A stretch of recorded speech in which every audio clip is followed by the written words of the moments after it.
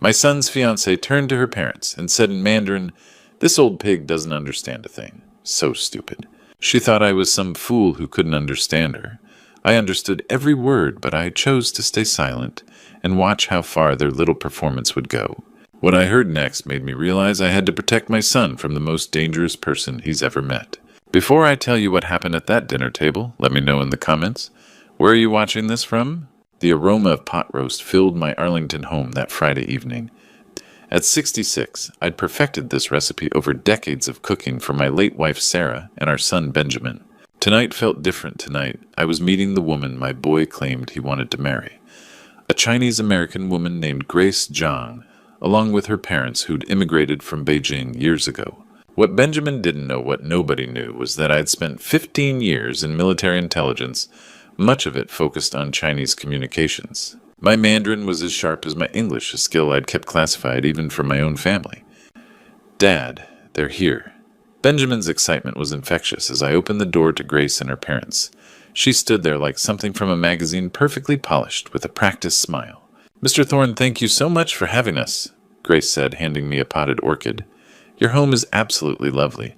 Benjamin talks about you constantly. He adores you." Behind her, Thomas and Elizabeth Zhang nodded with formal courtesy that reminded me of diplomatic functions from my army days. "Please call me Gideon," I replied, stepping aside, "and thank you." Sarah always loved orchids. Benjamin practically glowed as he guided Grace through our living room. "Grace teaches piano at the community center, Dad, and she volunteers at the animal shelter every weekend." "How wonderful," I said, genuinely impressed. "What kind of music do you prefer teaching?" "Oh, classical mostly," Grace replied, her eyes lighting up. "Chopin, Debussy. Though I do enjoy teaching children popular songs. It keeps them engaged, you know." Dinner started beautifully. The pot roast was tender, conversation flowed easily. Thomas asked about my electronics repair shop. Elizabeth complimented the green bean casserole. Grace hung on Benjamin's every word about their wedding plans. "We're thinking spring," Benjamin said, cutting into his roast.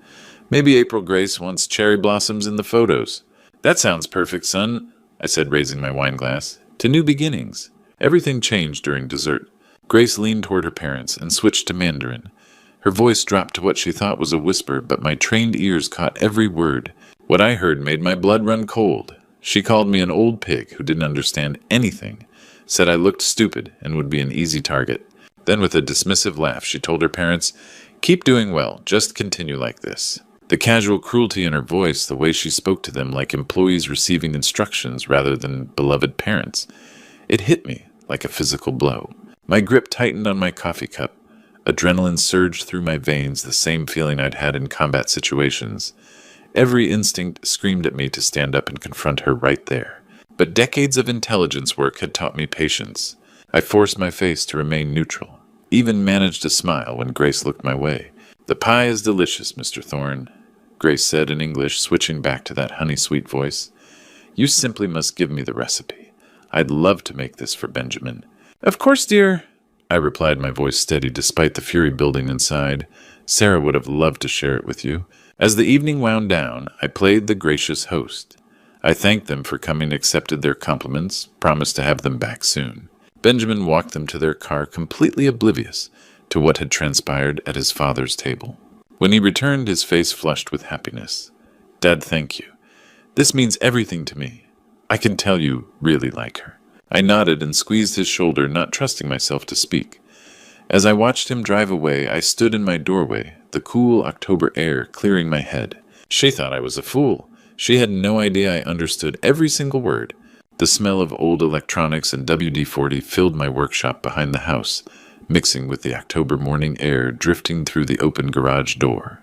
I'd been tinkering with this vintage Zenith radio for the better part of an hour, but my hands moved on autopilot. Sleep had been elusive all week. Every time I closed my eyes, I heard Grace's voice again. "Old pig, stupid, easy target." The words echoed in my head like a broken record, each repetition stoking the fire of anger I'd been trying to contain. 30 years of marriage to Sarah had taught me patience, but this was different. This was my son's future at stake. The crunch of gravel in the driveway interrupted my brooding. Benjamin's Honda pulled up, and I watched through the window as he grabbed 2 coffee cups from the passenger seat. My boy always was thoughtful, took after his mother that way. "Morning, Dad," he called out, ducking under the half-raised garage door. His face carried that same glow it had worn all week. "Thought you might need some caffeine. You look tired." "Thanks, son." I accepted the steaming cup gratefully. "Just been working on this old radio. Mrs. Henderson's grandfather's. She wants it restored for her daughter." Benjamin perched on my workbench, careful not to disturb the scattered components. "Grace loved meeting you last week. She keeps asking when we can come back for dinner." The mention of her name sent a familiar jolt of irritation through me, but I kept my voice level. "She seems very fond of you." "She is?" His smile widened. "Dad, I've never felt like this before. She makes me want to be better, you know. Her parents are wonderful too, so traditional, so respectful. They remind me of Grandpa Chen from down the street when I was little." I set down my coffee cup, choosing my words carefully. "Son, sometimes people aren't who they appear to be." The change in Benjamin's expression was immediate. His shoulders stiffened, and that easy smile faded. "What do you mean by that?" "I just think you should take your time. Get to know them better before making any big decisions." "Dad, you're being unreasonable." The words came out sharper than I'd expected. "You barely gave her a chance. She was nothing but polite and gracious, and you're already finding fault." I tried a different approach. "It's not about fault, Benjamin. It's about being careful. In the service, we learn to trust our instincts." "Your instincts?" He stood abruptly, nearly knocking over his coffee. "Or your prejudices? Is this because she's Chinese? Because that's what this sounds like to me." The accusation hit like a slap. "That's not fair, and you know it."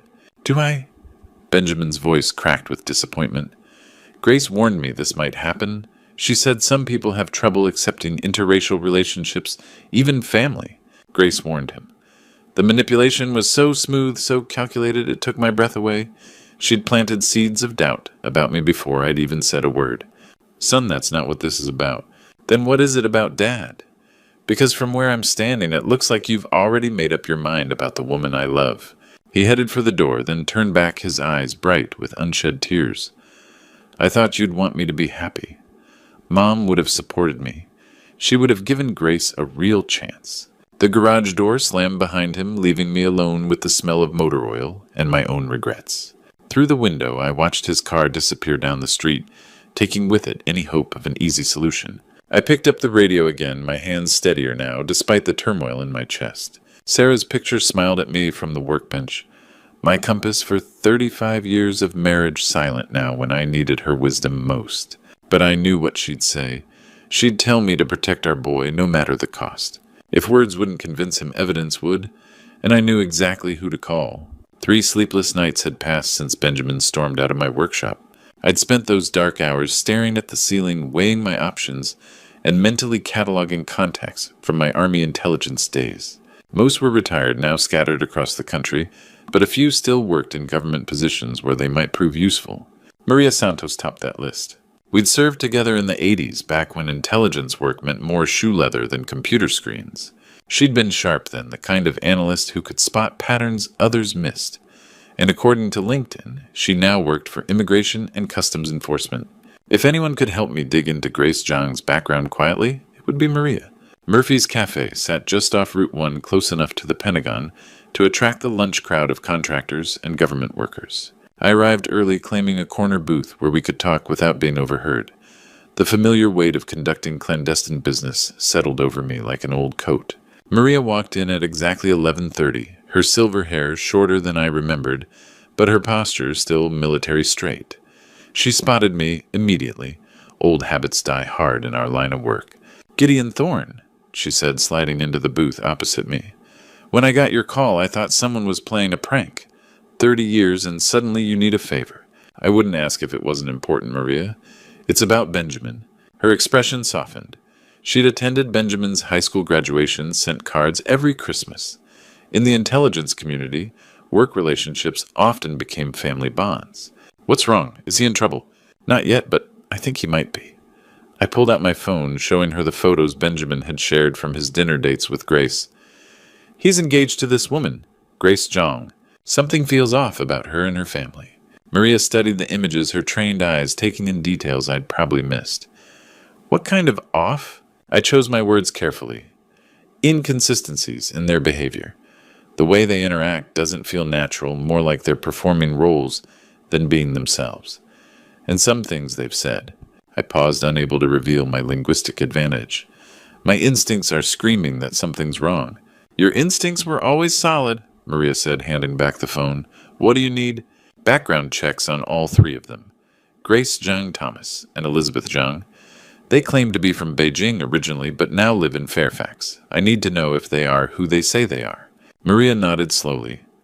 Immigration status, employment history, family connections, the full workup. I can run them through our databases, cross-reference with State Department records. It'll take a few days to be thorough. I slid a piece of paper across the table with their basic information names. Approximate ages, the address Benjamin had given me.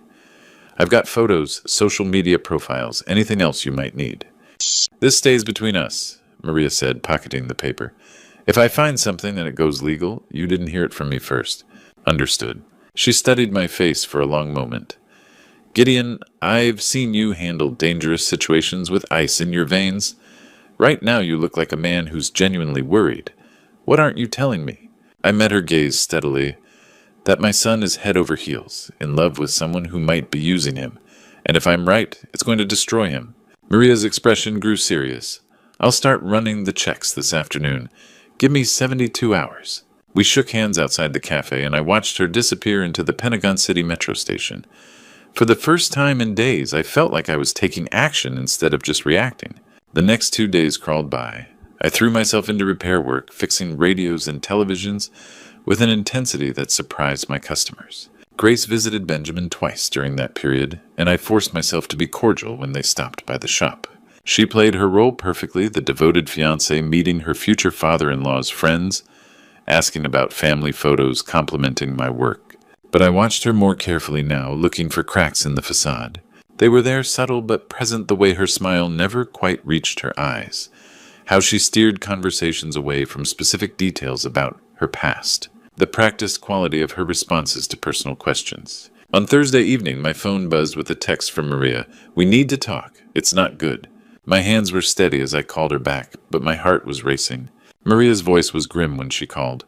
Gideon, you were right to be suspicious. Maria's call came at 7:30 Friday morning, jarring me from the first decent sleep I'd managed all week. We need to meet immediately, she said without preamble. Not Murphy's, somewhere more private. The parking garage behind the Marriott on Jefferson Davis Highway. The urgency in her voice sent adrenaline coursing through my system.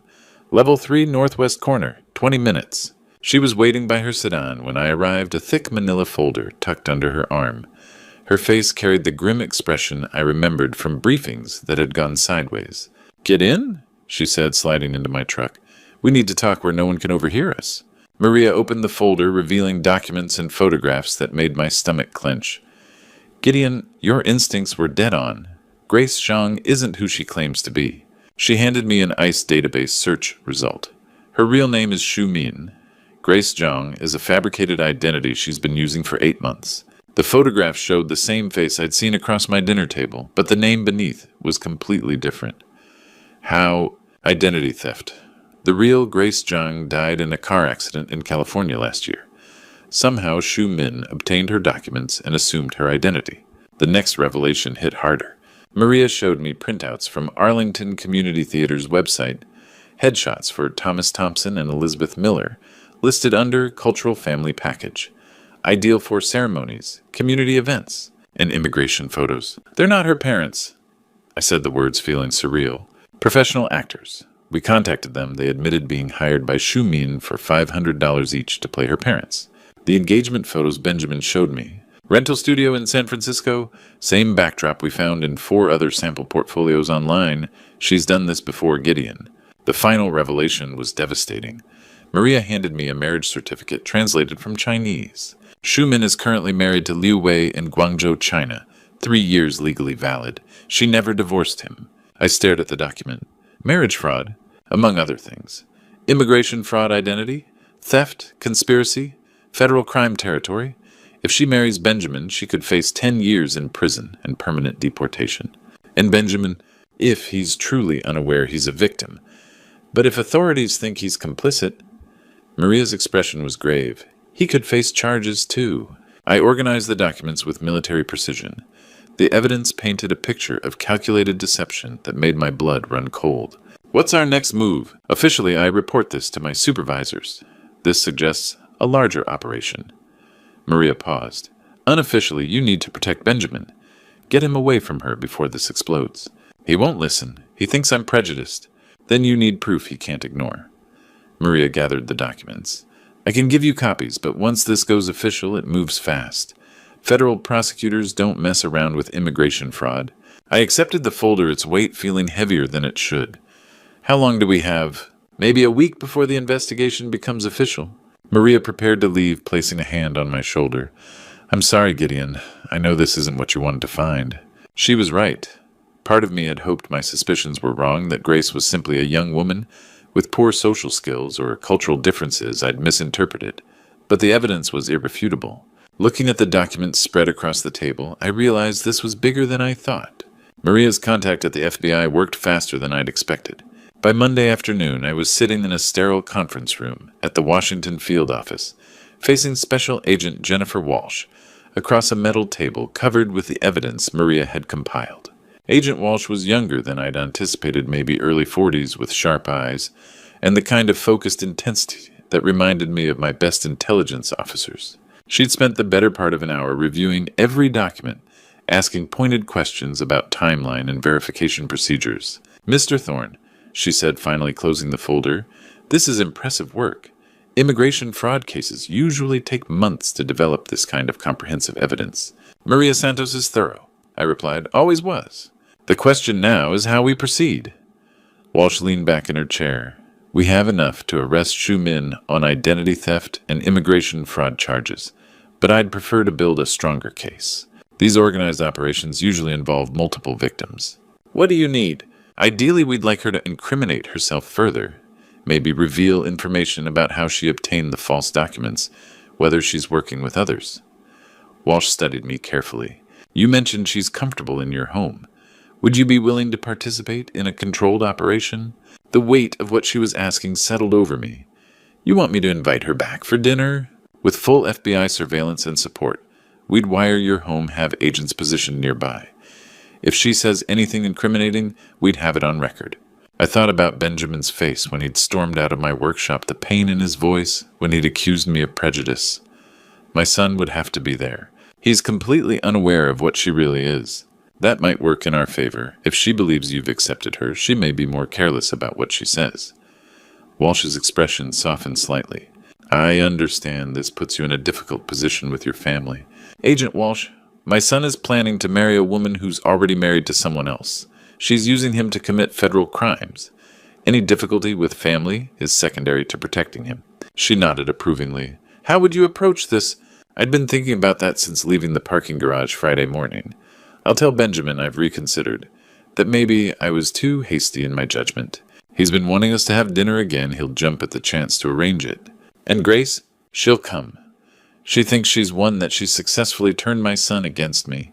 She won't be able to resist the opportunity to solidify her victory. Agent Walsh opened a legal pad and began taking notes. We'll need at least 48 hours to set up surveillance equipment. Can you arrange the dinner for Friday evening? I'll call Benjamin today. Mr. Thorne, I need you to understand what you're agreeing to. Once we activate this operation, there's no going back. If Xu Min incriminates herself, we'll arrest her that night. Your son will witness his fiancée being taken into federal custody. The image hit me like a physical blow, but I kept my voice steady. Better he sees the truth now than discovers it after they're married. 2 hours later, I was back in my workshop staring at Benjamin's number on my phone. The conversation would require every ounce of acting ability I possessed. He answered on the second ring. Dad, Benjamin, I owe you an apology. The words came easier than I'd expected. I've been thinking about our conversation, and you're right. I didn't give Grace a fair chance. The silence stretched so long, I thought the call had dropped. Dad, are you serious? I'd like to invite her and her parents back for dinner. Friday night, if they're available. I want to start over. Wow. Yes, absolutely. Grace will be thrilled. She's been worried that you don't like her. Tell her I'm looking forward to getting to know her better. After Benjamin hung up, I sat in the gathering dusk of my workshop, surrounded by the familiar smell of electronics and motor oil. In 3 days, I would sit across from Grace Zhang or Schumann or whoever she really was and watch federal agents destroy the elaborate lie she'd built around my son's heart. As I set the table for Friday's dinner, I wondered if Grace suspected anything. Friday evening arrived with the crisp clarity of an October night. Grace and her parents appeared at my door at exactly 6:30, punctual as always. She carried a bouquet of white roses. Thomas wore a fresh-pressed suit, and Elizabeth had brought homemade cookies in a decorative tin. "Mr. Thorne, thank you so much for this second chance," Grace said, her smile radiant with what looked like genuine warmth. "I know Benjamin means the world to you. Please come in," I replied, accepting the flowers. The wire taped to my chest felt heavy beneath my shirt, but my voice remained steady. "I'm looking forward to getting to know you better." Benjamin practically glowed as he helped them with their coats. The relief on his face was almost unbearable. My son truly believed we were healing our family rift. Dinner progressed smoothly.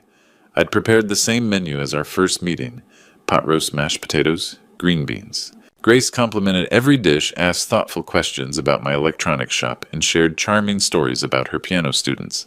Her performance was flawless. "This is exactly how I imagined family dinners would be," she said, squeezing Benjamin's hand. "You're so lucky to have such a thoughtful father." But I caught the subtle probing beneath her words. "You seem much more relaxed tonight, Mr. Thorne. I was worried after our first meeting that I'd somehow offended you." "Not at all," I assured her. "Sometimes first impressions can be misleading." As we moved to dessert apple pie again, I felt the familiar weight of approaching action. Agent Walsh would be positioned outside, waiting for my signal. "Grace," I said, setting down my coffee cup, "I've been thinking about our first dinner together." She tilted her head, suddenly cautious. "Oh, I hope it was pleasant for you." I switched to Mandarin without warning. "Did you really think I couldn't understand?" The change in Grace was instantaneous. Her face drained of color, her hand froze halfway to her mouth. What did you just say?" "You called me an old pig, said I was stupid and an easy target." Benjamin's fork clattered against his plate. "Dad, wait. You speak Mandarin. How do you know what she said?" "That's because Grace isn't her real name." I kept my voice level, professional. "Her real name is Shu Min." "Benjamin, he's lying." Grace's composure cracked, desperation bleeding through. "Don't listen to him. She's already married," I continued. "Has been for 3 years. To a man named Liu Wei in Guangzhou." Thomas shot to his feet, his chair scraping loudly. "This is insane. We're leaving right now." "Sit down, Mr. Thompson," I said calmly. "Arlington Community Theater. Write $500 each to play loving parents." Benjamin's voice came out broken. "Dad, you speak Chinese. Why didn't you ever tell me?" "Military intelligence, son. I learned it 30 years ago." I watched his world crumble in real time. "I've been investigating your fiancé for 2 weeks. Grace grabbed Benjamin's arm frantically. "Please, he's trying to destroy us because he's jealous. He can't stand that you love someone more than him." The doorbell rang at exactly 8 p.m. Agent Walsh entered with 2 backup agents, their badges clearly visible. The professionalism of their entrance was both reassuring and terrifying. "I'm our Shu Mim," Agent Walsh said, her voice carrying absolute authority. "You're under federal investigation for immigration fraud, identity theft, and conspiracy." Grace's scream pierced the air. "This is entrapment! You set me up!" "Yes," I said quietly, "I did." Elizabeth collapsed into her chair, tears streaming. "We're just actors. She paid us $500 each. We didn't know it was illegal." Grace whirled on me, her mask finally falling away completely. "You think you've won, old man?" "I think I've protected my son." Benjamin sat in stunned silence, then whispered, "Grace, was any of it real?" She tried to run, then bolting toward the kitchen door, but Agent Walsh's backup was waiting. The handcuffs clicked with mechanical precision as they read her rights. Grace cursed in rapid Mandarin words I understood but wouldn't repeat. Benjamin remained motionless in his chair, hands shaking, staring at the empty space where his future had been sitting moments before. As the FBI car pulled away, Benjamin looked at me with eyes I'd never seen before. The silence that followed the FBI car's departure was deafening. Benjamin sat motionless at the dining table, staring at the empty chairs, where Grace and her fake parents had been sitting moments before. The untouched apple pie sat between us like evidence of a life that had just been shattered. I cleared my throat gently. "Son, don't." His voice was barely a whisper. "Just don't. Not yet." I walked to my study and returned with the manila folder Maria had given me. The weight of it seemed heavier now, loaded with the destruction it had caused. I set it carefully in front of Benjamin. "This is everything we found," I said quietly. Her real name, the fake parents, the marriage certificate from China. I wanted to show you before, but I wouldn't have listened. Benjamin's hands trembled as he opened the folder. His eyes moved across the documents, the actor profiles, the marriage certificate, the identity theft evidence. Each page seemed to hit him like a physical blow. "How long have you known?" he asked, finally not looking up from the papers. "I suspected something the first night. I've been investigating for 2 weeks. 2 weeks." He laughed bitterly. 2 weeks while I was planning a wedding to someone who doesn't even exist. His phone buzzed a text message. Benjamin glanced at it and his face crumpled. "It's from her number. I'm sorry you had to find out this way. I did love you." Even now, she's still lying. I reached across the table, but he pulled back. "I need some time, Dad. I need to process this." That was Friday night. Saturday and Sunday passed without a word from Benjamin. I threw myself into repair work, fixing a vintage television for Mrs. Chen and rewiring a radio that had belonged to someone's grandfather. My hands stayed busy, but my mind raced with worry that I'd lost my son along with his fiancée. Agent Walsh called Sunday evening with updates. Grace Shu Min had confessed to everything in exchange for avoiding additional charges. The fake parents were cooperating, fully providing information about how she'd recruited them. Deportation proceedings would begin within the week.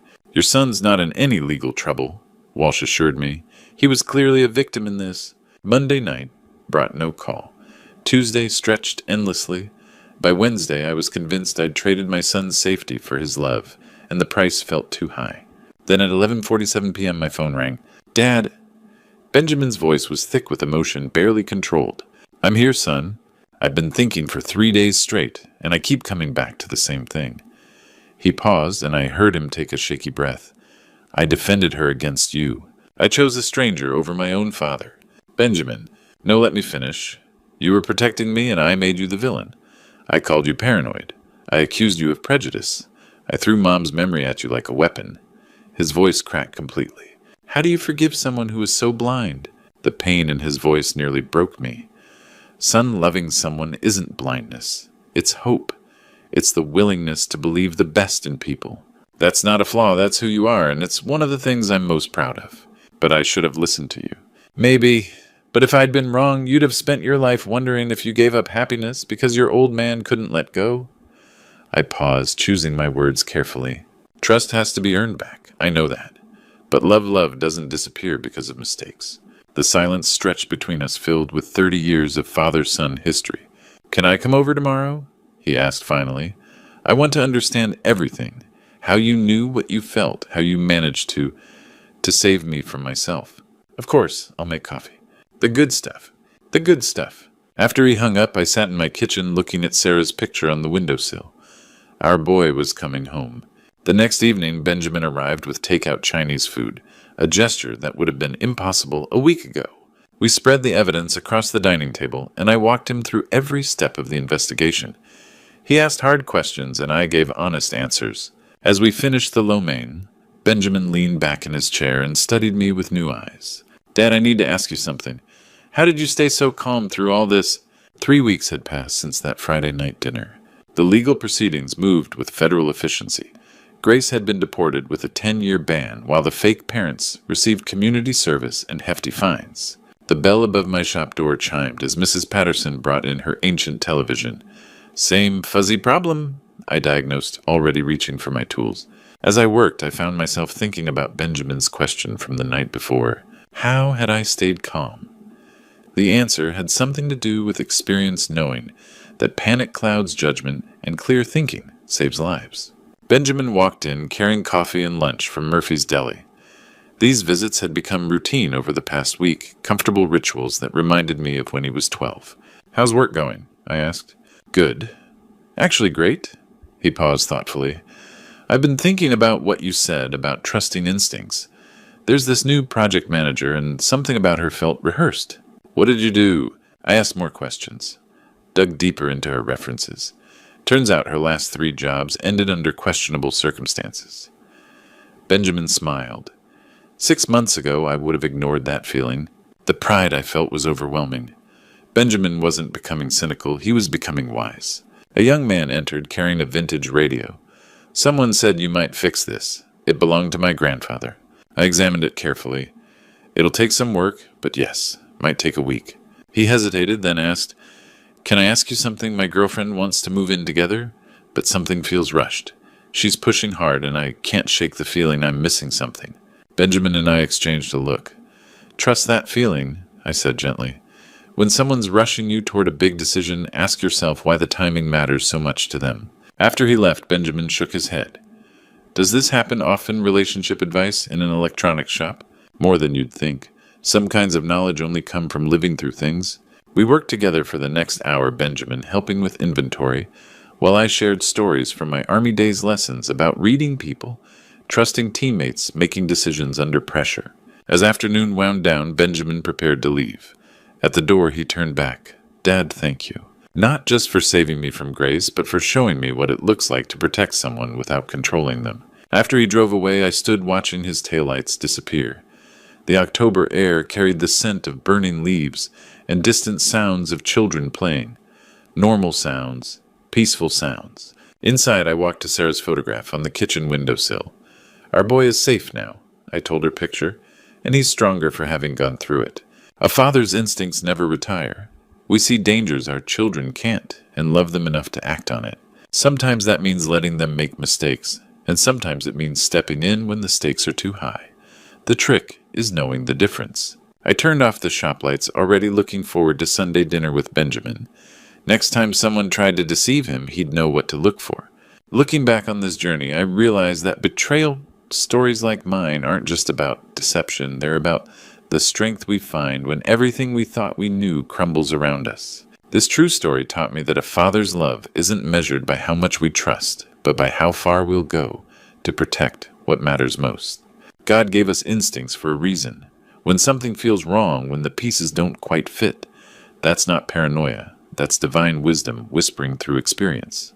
I've learned that the Lord works through the skills we've gained, the people we've known, and even the sleepless nights that force us to act. The hardest lesson, sometimes protecting someone means becoming the villain in their story, at least temporarily. Benjamin hated me for weeks, but God knew what I couldn't see then, that our relationship would emerge stronger, built on truth instead of comfortable lies. These betrayal stories remind us that evil often wears a beautiful mask. Grace's deception was masterful, but the Almighty equipped me with everything I needed to see through it. Military training, loyal friends like Maria, and most importantly, a father's unshakable love. This true story changed both Benjamin and me. He's more careful now, but not cynical. He's learned to trust his instincts while keeping his heart open. As for me, I've discovered that sometimes the greatest act of love is refusing to let someone you care about destroy themselves even when they beg you to step aside. The truth is, we're all vulnerable to deception when we want something badly enough. But God places people in our lives, parents, friends, mentors, who can see what we cannot. The wise person listens. The foolish one pushes them away. Every father reading this knows the weight of protecting their children from dangers they can't see. It's a sacred responsibility that doesn't end when they turn 18 or get engaged or start their own lives. If this story touched your heart, please share your thoughts in the comments below. Have you ever had to make a difficult choice to protect someone you love? Share this video with parents who understand that love sometimes means saying the hard things. And don't forget to subscribe for more real stories about family courage and the wisdom that comes from never giving up on the people who matter most. I'll never forget the morning my daughter looked me straight in the eye and said, "I don't need an old loser to walk me down the aisle." Those words hit me like a punch to the gut. I had given up everything for her. My dreams, my pride, 20 years of my life. I could only nod silently, though my heart was breaking. But what I didn't tell her was that I had secretly delivered a letter to the priest. When the priest read the letter I had written, her entire world would come crashing down. Tell us in the comments, what city are you watching from this father's heartbreak? Could happen anywhere. The late afternoon sun streamed through my workshop windows, casting shadows across the wooden table I'd been restoring. This wasn't just any table. It was where Maya had done homework for 12 years. Blown out birthday candles, shared meals after her mother passed. The oak surface bore gentle scars of family life, ring stains, tiny scratches, a small burn mark from when she'd tried wood burning at age 10. I was sanding the worn edges when her car pulled into the driveway. Maya rarely visited weekends anymore, not since Jason. Her heels clicked on the porch. Dad, that tone I'd learned to recognize. She had something difficult to say. "In here, sweetheart," I called, setting down my sandpaper. She appeared in the doorway, polished and put together in expensive clothes that screamed sophistication. "We need to talk," she said, not moving from the threshold. "It's about the wedding." My heart lifted. Maybe she'd changed her mind about Jason's small ceremony. But then she spoke words that would echo for weeks. "Dad, you're not the kind of father I want walking me down the aisle." The sandpaper slipped from my fingers, hitting concrete with a soft thud. I stared, certain I'd misheard. "What did you just say?" "You heard me. Matter of fact, like discussing weather. Jason's family is different. They're successful, educated, sophisticated. His father built Sterling Corporation from nothing. His friends are doctors, lawyers, executives." Each word felt like a physical blow. "Maya, I don't understand." "Look around, Dad." She gestured at my workshop flannel shirt work boots. "This isn't the world I'm marrying into. Jason's wedding will be elegant, refined. I can't have you there looking like—" She paused, searching for less cruel words. "Like this." 24 years of raising her alone, working double shifts for her college, being both father and mother. And this was how she saw me. An embarrassment. "I see," I whispered. "It's nothing personal. I need everything perfect. Jason's family has standards, and I need to fit in now. Surely you understand." I wanted to argue, a reminder of all the times I'd been there. Instead, I nodded, not trusting my voice. "Good. I knew you'd understand." She turned to leave, then paused. "Oh, and Dad, maybe think about what you want to do with the rest of your life, now that I won't need you anymore." Her heels faded as she walked away. Car engines started, then silence. I sank onto the old stool, surrounded by furniture I'd crafted with love. The bookshelf for her 16th birthday jewelry box for graduation. The hope chest I'd been secretly working on for her future home. Each piece represented hours of devotion, dreams of family legacy. But sitting in the gathering dusk, surrounded by remnants of a father's love, I felt as if everything I'd ever been had just walked out that door. The workshop fell silent except for the old clock ticking on the wall. The same clock that had marked every moment of her childhood, every bedtime story, every scraped knee I'd bandaged. Now it seemed to count down to nothing. I picked up the sandpaper with trembling hands, then set it down again. What was the point of restoring anything when the person you'd built your whole world around no longer wanted you in hers? Outside, the sun was setting over Millbrook, painting everything in shades of gold and amber. But inside my workshop, surrounded by the furniture that told the story of our life together, I felt nothing but the cold emptiness of a father who had somehow become expendable. 3 a.m, and sleep remained elusive. I lay staring at the ceiling, Maya's words on repeat. "You're not the kind of father I want." The digital clock's red numbers mocked each passing minute. Rolling out of bed, I padded to the living room. The house felt like a mausoleum of memories. For 24 years, this place had been filled with Maya's presence. Now drowning in rejection, I needed something to remind me I'd once been loved. The old cedar chest in the corner beckoned. Anne had insisted we buy it when Maya was born. "For keeping precious things," she'd said. I hadn't opened it in years, afraid of ghosts. Inside photo albums chronicled Maya's journey from infant to graduate. Page after page revealed forgotten moments, first steps, gap-toothed grins, father-daughter dances where she'd stand on my feet. Beneath the albums, my fingers found a small wooden box. Inside, tied with faded ribbon, were letters in Anne's handwriting. I'd discovered these after her funeral, but reading them had been too painful then. Now, with Maya's rejection fresh, I felt compelled to revisit this old heartbreak. "My dearest Paul," the first letter began, dated 3 years before Anne's death. I can't stop thinking about yesterday. When you held me, I felt alive for the first time in years. I know this is wrong. Wade doesn't deserve this betrayal, but I can't help how I feel. I'd read these before, but tonight, different details struck me. Your vision for Sterling Corp is inspiring. You make me believe in possibilities I never imagined. Sterling Corp, the name hit like a physical blow, though I couldn't place why. I dream of the life we could have together. When you talk about expanding Sterling Corp to other cities, I imagine starting fresh somewhere new, just you and me. Another letter months later. Paul, I'm drowning in guilt. Last night, Wade made Maya a dollhouse, spending hours in his workshop, and all I could think about was destroying this family. Sterling Corp's success means nothing if it costs my soul. We have to end this. There it was again. Sterling Corp. Why did that name send chills down my spine? A final letter, Anne's last. Paul, I can't continue living this lie. Wade suspects something. I see it in his eyes. I've decided to end our relationship. Please don't contact me again. What we had was beautiful, but it's destroying everything good in my life. Take care of yourself, and may Sterling Corp bring you the success you deserve. I set the letters aside, pressing palms against my temples. Sterling. Sterling. Where had I heard that name recently? The memory danced at consciousness's edge like catching smoke. Something about Sterling Corp, something recent, something important. Paul Sterling had stolen my wife's heart years ago. But why did his name feel relevant to my current pain? Why did Sterling Corp echo in my mind like an unfinished melody? I clutched Anne's final letter, staring at the name that seemed to pulse on the page. The grandfather clock chimed 4 times, its deep voice filling the silence. Outside, Millbrook slept peacefully, unaware that in this small house, a father was discovering that some ghosts refuse to stay buried, and some names carry more weight than we realize. I sat in Anne's rocking chair as dawn crept through windows, her letters scattered across my lap. Sterling. The name echoed in my skull, demanding recognition I couldn't grasp. Where had I heard it recently? Not from Anne's letters. This was something else, something that made my stomach clench. I closed my eyes, forcing my mind backward through recent conversations. Sterling Corp. Sterling family. Then it hit me like a freight train. Nice to meet you, sir. I'm Jason Sterling. The memory crashed over me. 3 years ago, Maya had brought him home for Sunday dinner. This polished young man who looked like he'd stepped from a magazine. Dad, I want you to meet Jason Sterling. He'd extended his hand with that practiced smile that never reached his eyes. Everything screamed success. Expensive watch, tailored clothes, confident posture of someone who'd never known want. Sterling, that's an interesting name.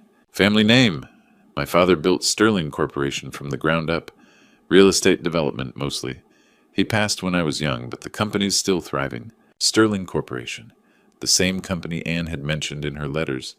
The same company that had inspired her dreams of escape. My hands trembled as implications crashed down. Paul Sterling had been Jason's father. The man who'd stolen my wife's heart, filled her head with dreams of a different life. That man had been Jason's father. This couldn't be coincidence. In a country of 300 million people, what were the odds my daughter would randomly fall in love with the son of the man who destroyed my marriage? The timeline made sickening sense. Paul had died 15 years ago. Maya had mentioned Jason lost his father young. If Jason was 28 now, he would have been 13 when his father passed. The affair had ended 20 years ago when Anne got sick. Jason would have been 8 then. It all fit, every horrible piece. But there was something else that made my blood run cold. I remembered that first dinner, how Jason had looked at me. Not with nervous respect of a young man meeting his girlfriend's father, but with something calculating. Like he was studying me, measuring me against some internal standard. The questions he'd asked seemed like polite conversation then, but now felt different. He'd wanted to know about my work, how long I'd lived in Millbrook, about Maya's childhood. He'd been particularly interested in Anne's death. Maya tells me her mother passed when she was young. That must have been difficult raising a daughter alone. At the time, I'd appreciated his sympathy. Now I wondered if he'd already known the answer before asking. If Jason was Paul Sterling's son, if he knew about the affair, then what was he doing with Maya? Was this twisted revenge? Was he using my daughter to get back at me for something his father had done? The morning sun illuminated scattered letters on the floor. Somewhere in this quiet Ohio town, my daughter was planning a wedding to a man whose father had once tried to steal her mother away. And I was the only one who knew the truth. The grandfather clock chimed 7 times. Outside, Millbrook was waking up unaware that in this small house, a father had discovered the past, had found a way to reach into the present, with claws sharp enough to tear apart everything he'd tried to build. By 8 in the morning, I sat at my old desktop computer. Anne's letters spread beside me like evidence. My fingers hovered over the keyboard. Sterling Corporation. If Jason's father had built this company, there would be records to confirm my suspicions. The first search yielded immediate results. Paul Sterling's obituary from 15 years ago showed a handsome man with Jason's same calculating eyes, survived by his son Jason Sterling, age 13.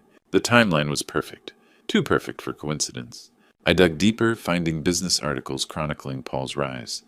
One piece from 22 years ago caught my attention. Sterling Corp expands into Ohio markets. The article mentioned Paul's frequent business trips to smaller Ohio towns, including Millbrook, developing relationships with local contractors like me. Another article from 20 years ago detailed Sterling Corp's sudden withdrawal from Ohio markets following Paul's personal health concerns. The timing matched exactly when Anne had ended their affair. But the final article made my blood run cold. Published months before Paul's death, it described his bitter divorce and custody battle. The article quoted Paul saying he was determined to protect his son from those who had wronged the Sterling family. Those who had wronged the Sterling family. Had Paul told Jason about the affair? Had he painted me as the villain? The phone rang. Maya's number flashed on screen. "Hi, sweetheart," I managed. "Dad, I wanted to make sure you understood about yesterday. Jason helped me realize that sometimes we make difficult choices for our future happiness." Jason helped her realize. Even now, he was shaping her thoughts. Jason says it shows maturity when we put aside childish attachments and focus on what really matters. Childish attachments. 24 years of fatherhood reduced to that. After hanging up, I stared at the computer screen. Over 3 years, I'd watched Maya transform from a loving, family-oriented young woman into someone I barely recognized. Someone who spoke in phrases that sounded more like Jason than Maya. The gradual changes became clear now.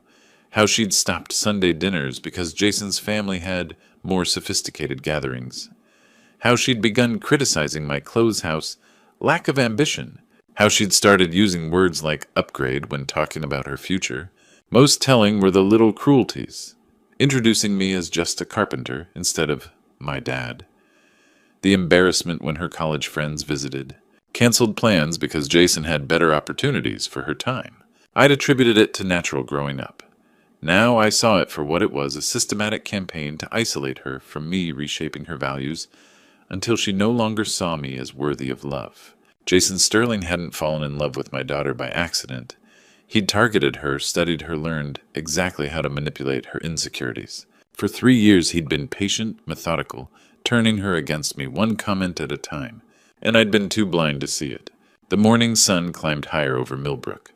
Somewhere across town, my daughter was planning a wedding that would be the culmination of a revenge plot 15 years in the making. But now I knew the truth. The question was, what was I going to do about it? I spent the morning reconstructing the past 3 years, laying out Jason's campaign like a detective mapping a crime. What I discovered made my blood run cold. It had started subtly. 3 weeks after that first dinner, Jason invited Maya to a charity gala. Black tie, very exclusive. When Maya asked if I wanted to see photos afterward, Jason smoothly redirected. "Your father probably wouldn't be interested in all that society stuff. Different worlds, you know. Different worlds." The first seed planted so carefully Maya hadn't noticed. Then came subtle comparisons.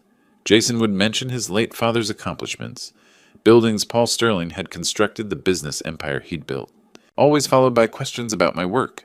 "Your dad's a carpenter, right?" "That's honest work. Not everyone can build something that lasts." Each comment designed to make Maya see me as small, limited, temporary. Someone whose life's work could be dismissed with a single loaded pause. The manipulation escalated gradually. Jason scheduled elaborate dates during our traditional father-daughter time.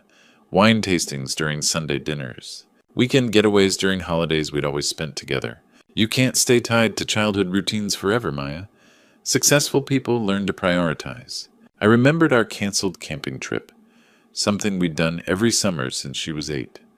Jason had planned a Hamptons weekend with his business associates.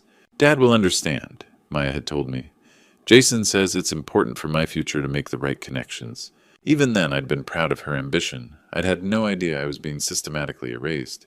The most insidious part was how Jason weaponized Maya's love for me against our relationship. He never directly criticized me. That would have triggered her loyalty. Instead, he expressed concern. "I worry about your father living alone. Maybe it's time he found hobbies made friends his own age. It's not healthy for him to depend on you so much." Depend on her. as if my love was weakness rather than devotion. He'd convinced her that distance was kindness, that growing away from me was maturity. Every canceled dinner, every shortened phone call, Jason framed it all as Maya's personal evolution. The cruelest stroke had been the engagement itself. Jason proposed on Anne's birthday, a date that held sacred meaning for Maya and me. We'd always spent that day together visiting Anne's grave, but Jason turned it into something else. I wanted to propose on a day that represented new beginnings. Your mother would want you to be happy. He'd stolen even that from us, transforming our remembrance into his triumph. Now I understood next week's wedding wasn't a celebration of love. It was Jason's final victory. The son of the man who'd tried to steal my wife was going to steal my daughter instead, publicly ensuring my humiliation was complete. The wedding would be his revenge for whatever grievances his father had filled his head with. Paul Sterling had failed to destroy my marriage, so his son would destroy my relationship with my daughter. For 3 years, I'd watched Maya slip away, attributing it to natural growth. I'd been so proud of her success, so happy she'd found love, that I'd never questioned why that love required her to diminish me. But Jason had made one crucial mistake. He'd underestimated a father's love and determination to protect his child. The grandfather clock chimed noon. In less than a week, Maya would walk down that aisle believing she was choosing her future. She had no idea she was simply the final piece in a revenge plot 15 years in the making, unless I did something to stop it. The night before Maya's wedding, I sat at my kitchen table with blank paper and a pen that felt heavier than any tool I'd ever held. Past midnight, each tick bringing my daughter closer to a marriage built on lies. What kind of father destroys his daughter's wedding? But then I remembered Jason's calculating smile, how he'd systematically turned Maya against me. This wasn't about destroying her happiness. It was about saving her from a man who saw her as a weapon in a war she didn't know existed. I began to write. To whoever reads this during Maya Mitchell's wedding ceremony, my name is Wade Mitchell, father of the bride. I am not present because my daughter believes I am unworthy of walking her down the aisle. What she doesn't know is that the man she's marrying has spent 3 years systematically destroying our relationship as part of calculated revenge. The words flowed easier once I started. Jason Sterling is the son of Paul Sterling, who had an affair with my late wife Anne 20 years ago. I discovered this through letters Anne left behind, mentioning Sterling Corporation and dreams of a different life. I chose to forgive my wife and keep this secret to protect my daughter from the pain. Even now, writing those words felt like betraying Anne's memory, but Maya deserved truth. Paul Sterling died 15 years ago, but not before filling his son's head with whatever version painted me as the villain. Jason didn't meet my daughter by accident. He sought her out, studied her, spent 3 years manipulating her emotions and turning her against me. Every canceled dinner, every missed holiday, every cruel word Maya has spoken, all part of Jason's plan to isolate her from the one person who might recognize his motives. The hardest part was explaining my love. I'm not writing from spite or jealousy. I'm writing because I love my daughter more than life itself, and I cannot watch her marry a man who sees her as nothing more than the final piece in his revenge against me. Maya deserves to know the truth, even if it comes from the father she no longer believes is good enough. I signed it Wade Mitchell, Maya's father, who loves her more than she will ever know. At dawn, I drove to St. Michael's Church. Father Andrew was preparing for morning service. Wait, I thought you wouldn't be attending. That's why I'm here, Father. I handed him the envelope. I need you to read this during the ceremony before they exchange vows. Father Andrew frowned. Wait, I can't just... Please, read what's inside. If you think I'm a bitter man trying to ruin my daughter's happiness, throw it away. But if you believe Maya has a right to know the truth about who she's marrying, then read it when the time comes. He studied my face, then opened the envelope. I watched shock and understanding dawn in his eyes as he read. My God, Wade, are you certain about this? I've never been more certain of anything.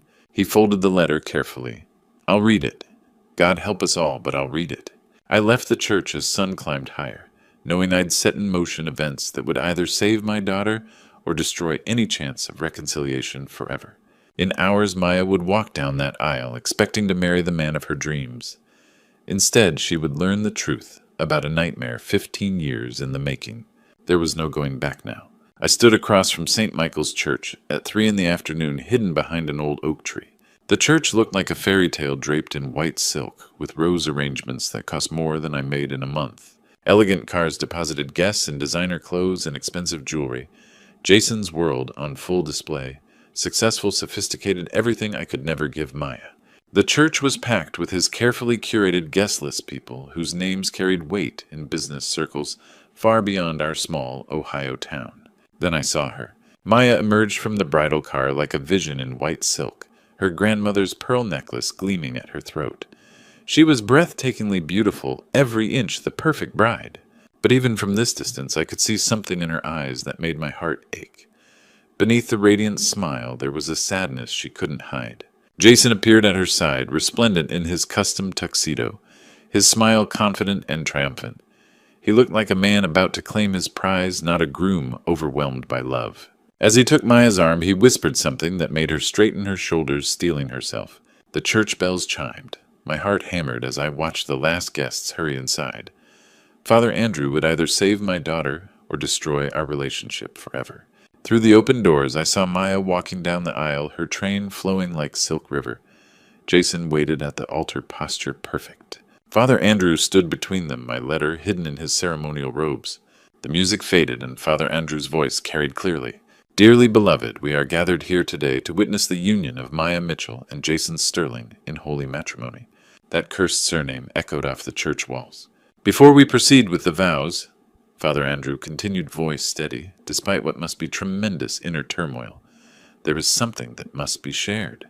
I have received a letter containing information vital to this ceremony. A murmur rippled through the congregation. Jason's head snapped up, his confident expression flickering. Maya turned confusion evident even from my distance. Father Andrew reached into his robes and withdrew my letter, unfolding it with deliberate care. The church fell silent. This letter is from Wade Mitchell, father of the bride. The murmur grew louder. Maya's hand flew to her throat, face draining of color. Jason stepped forward to intervene, but Father Andrew had already begun reading. My name is Wade Mitchell, and I am the father of the bride. I am not present because my daughter has been led to believe I am not worthy of walking her down the aisle. My words rang out like accusations in the sacred space. Heads turned guests, whispering urgently. Maya swayed slightly, and I thought she might faint. Father Andrew continued, voice growing stronger. What she doesn't know is that the man she's about to marry has spent 3 years systematically destroying our relationship as part of calculated revenge.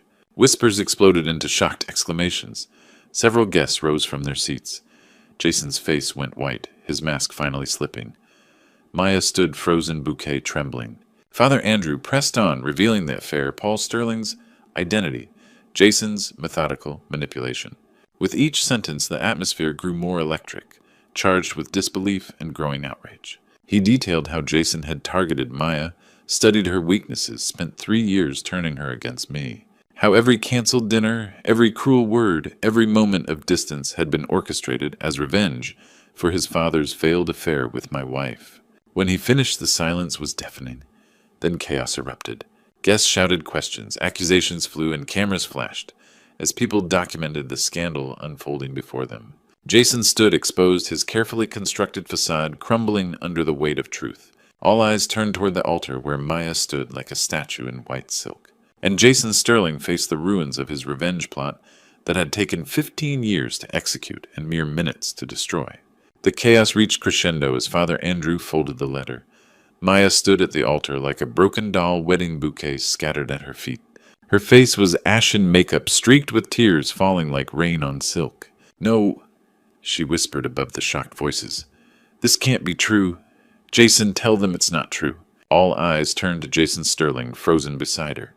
The confident, polished young man was nowhere to be seen. In his place stood someone flushed with rage and humiliation, hands clenched into fists. "Jason," Maya's voice cracked with desperation, "tell them my father is lying." Jason's mask slipped completely. I saw cold calculation in his eyes, the same look his father must have worn pursuing my wife. Then he made the fatal mistake. "Your father," he said with venom, "destroyed my family. He took everything from us, and yes, I wanted him to know how it felt." The admission hung like a death sentence. Maya staggered backward, hand pressed to her heart. You used me. Everything we had was a lie." "Not all of it," Jason said hollowly. "I did love you, Maya, but I loved justice more. That's when I couldn't stay hidden. I walked through the church doors, work boots echoing on marble as hundreds of eyes turned toward me. Guests parted like the Red Sea. I only cared about my daughter. Maya, I said softly. She spun around, tear-stained face contorting with rage. You! How could you do this to me? How could you destroy my wedding, my happiness, everything I've worked for? Her words hit like physical blows, but I kept walking toward her. Don't you dare call me sweetheart. She was shaking, trembling with fury and heartbreak. You're selfish and jealous, and couldn't stand seeing me happy with someone better. Behind her, Jason was quietly gathering his things, preparing to slink away. You're right, I said quietly. I am selfish. Selfish enough to work 3 jobs for your college. Selfish enough to sit by your bedside when you had pneumonia at 15. Selfish enough to learn braiding hair because you needed a father and mother both. Maya's anger flickered, uncertainty creeping in. I was selfish enough to keep your mother's affair secret for 20 years because I didn't want you growing up knowing she'd betrayed us. And yes, selfish enough to destroy your wedding to a man who saw you as nothing more than revenge. The fight went out of her shoulders, sagging as truth settled over her. She looked back at Jason, edging toward the exit, then at me. Did you really love Mom even after... Every day until she died, and I've loved you every day since, even when you decided I wasn't good enough for your new life. Maya's face crumpled. She took one shaky step toward me, then another, and then she was in my arms, sobbing against my chest, like when she was little, and the world seemed too scary. I'm sorry, Daddy, she whispered, using the name she hadn't called me in years. I'm so sorry. I know, sweetheart, I know. Behind us, church doors slammed as Jason Sterling made his exit, leaving wreckage of his 15-year plan and the woman he'd claimed to love. Wedding guests filed out quietly, some offering awkward condolences. Father Andrew approached, face kind but weary. The church is yours as long as you need it. I held my daughter as she cried, feeling her pain as my own. Outside, Millbrook continued its quiet Saturday afternoon, unaware that in this small church, a father and daughter were finally finding their way back to each other. 6 months after the wedding that never was, I stood in my workshop on a crisp October morning, watching Maya sand the edges of a small wooden table. Her movements were careful and deliberate, so different from the impatient young woman who used to dismiss my craft as just carpentry. Like this, Dad? She asked, holding up the sandpaper. Perfect, sweetheart. Your mother would be proud. Maya smiled. A real smile, not the practiced one she'd worn during her years with Jason. She'd moved back home 3 months ago, not out of necessity, but choice. I want to remember who I am, she'd told me. I want to remember where I come from. The transformation hadn't happened overnight. Those first weeks had been difficult, filled with tears and long conversations stretching late into the night. Maya had to process not just Jason's betrayal, but her own behavior toward me. I was so angry with you for so long, she'd confessed one evening on the front porch. But I think I was really angry with myself. I knew something felt wrong with Jason, but I ignored it, because I wanted so badly to be someone different, someone better than a carpenter's daughter. You were always better, I'd told her. Not because of what you achieved, but because you were mine. The healing had been mutual. I'd confronted my own failures, how grief over Anne had consumed me, how I'd been too passive facing Maya's growing coldness. We'd both learned that love sometimes requires difficult conversations, that silence isn't always protection. Maya had quit her marketing job where Jason's influence had gotten her hired. Everything there reminded me of the person I was pretending to be. Now she worked at the community college teaching art classes to adults. She came home each day with stories about her students, eyes bright with purpose I hadn't seen in years. As for Jason Sterling, consequences had been swift. Word spread quickly through Millbrook and beyond. Business partners severed ties with Sterling Corporation after learning about his calculated manipulation. The company his father built was struggling, tarnished by association with Jason's actions. Maya had heard Jason left Ohio entirely, relocating to the West Coast. Good riddance, had been her only comment. The community's response surprised us. Instead of judgment about the dramatic church scene, we'd found support. Mrs. Henderson brought casseroles for weeks. Father Andrew visited regularly. Even Maya's genuine friends reached out. We always thought something was off about him, one confided. The hardest part had been Maya's guilt over 3 wasted years. I chose him over you, she'd said, tears streaming. I chose his lies over your love. You chose what you thought was best for your future, I'd replied. That's what children do. grow up, make decisions. You couldn't have known his motives, but I should have trusted you. Now you do know. That's what matters. Watching her now carefully crafting something beautiful with her own hands, I felt peace I hadn't experienced in years. The table she was making was a wedding gift for her friend Ashley, a real wedding built on honesty and love rather than manipulation. You know, Maya said, setting down her sandpaper, I think I understand why you love this work. There's something honest about it. You can't fake good craftsmanship. No, I agreed. You can't fake anything that's built to last? She looked at me with eyes holding wisdom earned through pain and forgiveness. Like family. Like family, I confirmed. Outside our workshop, Millbrook was settling into autumn leaves turning gold and red. Somewhere in this small Ohio town, other families were probably struggling with their own secrets and betrayals, their own journeys toward understanding. But in this moment, surrounded by sawdust scent and quiet satisfaction of work done with love, I knew that sometimes the most painful decisions are also the most necessary ones. Sometimes protecting people we love means risking their hatred. And sometimes, if we're very lucky, the truth really can set us all free. Looking back on everything that happened, I've learned that betrayal stories like ours are more common than we think. But what makes each true story different is how we choose to respond when the truth finally comes to light. God taught me that sometimes love means making the hardest choices. When I discovered Jason's revenge plot, I could have stayed silent to avoid hurting Maya. But God showed me that protecting someone you love sometimes means risking their hatred. The Lord works in mysterious ways, and I believe He guided me to find those letters when Maya needed saving most. This true story taught me that betrayal stories don't have to end in bitterness. Maya and I could have let Jason's manipulation destroy us forever. Instead, we chose forgiveness and healing. God blessed us with a second chance that many families never get. The most important lesson, truth and love will always triumph over lies and revenge. When we trust in God's plan, even our darkest moments can lead to redemption. Betrayal stories like ours prove that family bonds, when built on honesty and genuine love, are stronger than any scheme designed to tear them apart. Sometimes being a parent means breaking your child's heart to save their soul. It's the hardest thing I've ever done, but seeing Maya happy and whole again reminds me that true story endings aren't always fairy tales. Sometimes they're even better because they're real. What do you think about Wade's decision? Have you ever had to choose between protecting someone's feelings and telling them a painful truth? Share your thoughts in the comments below. And don't forget to like this video and subscribe to our channel for more incredible true stories that will touch your heart.